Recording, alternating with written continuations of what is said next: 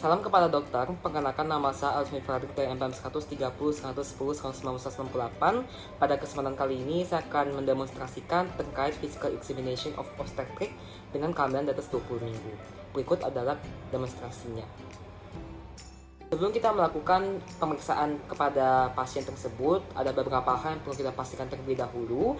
Pertama, kita perlu menjelaskan tujuan dari pemeriksaan tersebut kepada pasien. Kemudian kita akan juga memberitahu apabila pasien akan merasa sedikit ketidaknyamanan.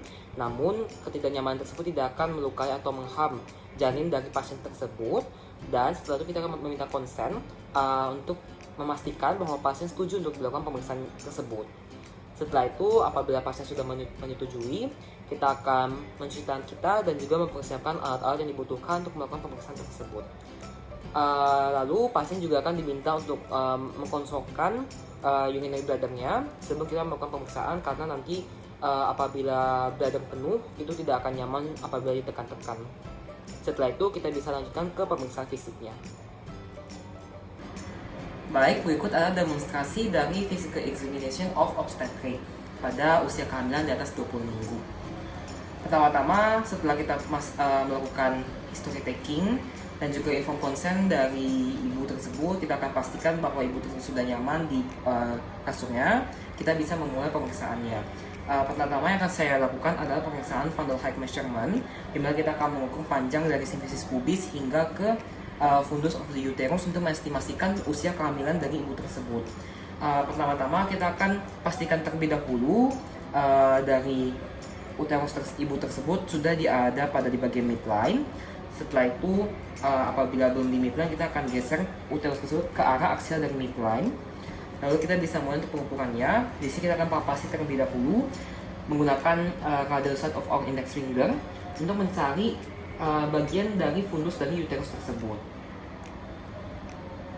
Setelah kita temukan fundus dari uterus tersebut, kita akan cari simfisis pubis dari ibu tersebut.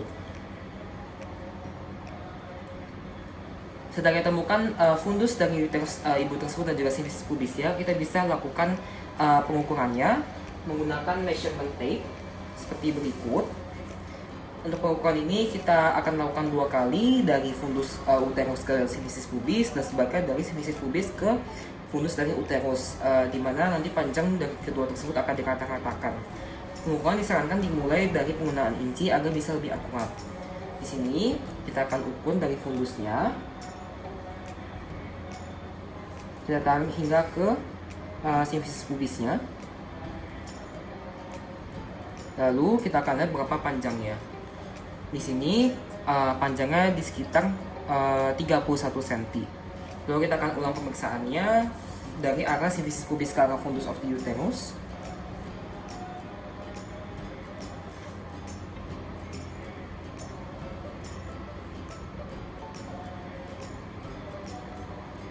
Panjangnya ada di sekitar 30 cm, berarti kalau kita katakan di 30 tambah 31 bagi 2 di sekitar 30,5 cm. Yang dimana artinya bahwa usia kehamilan ibu tersebut bisa dikatakan sekitar 30 hingga 31 minggu dengan toleransi kurang lebih 2 cm.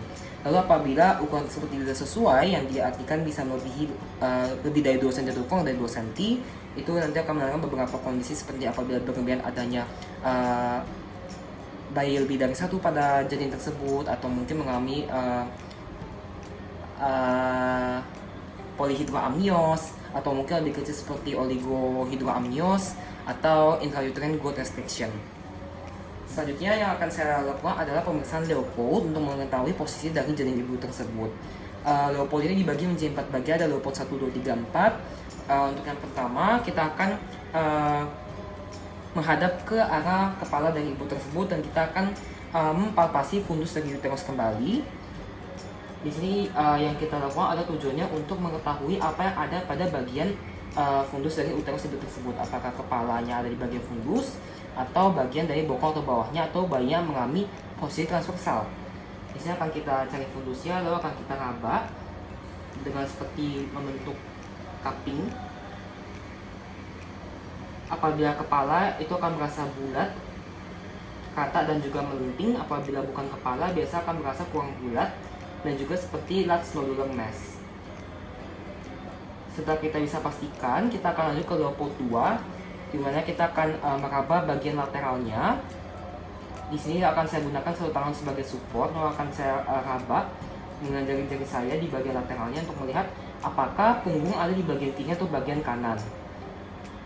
Punggung akan terasa keras dan juga rata. Apabila bukan punggung atau bagian depannya, itu akan berasa seperti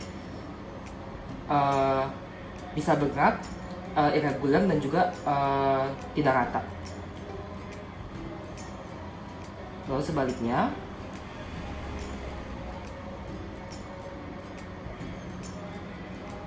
setelah itu akan saya lakukan pemeriksaan Leopold 3, di mana akan saya lakukan bentuk tangan seperti cupping yang akan saya letakkan tepat di atas pubic symphysis. Lalu di sini akan saya gerakkan janin tersebut. Apabila dia bisa digerakkan atau bisa diangkat sedikit saja, itu artinya bahwa janin tersebut belum masuk ke dalam panggung dari ibu tersebut atau belum engage.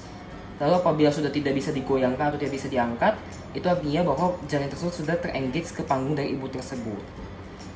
Selanjutnya ada Leopold 4, di mana kita akan berbalik badan untuk menghadap ke kaki ibu.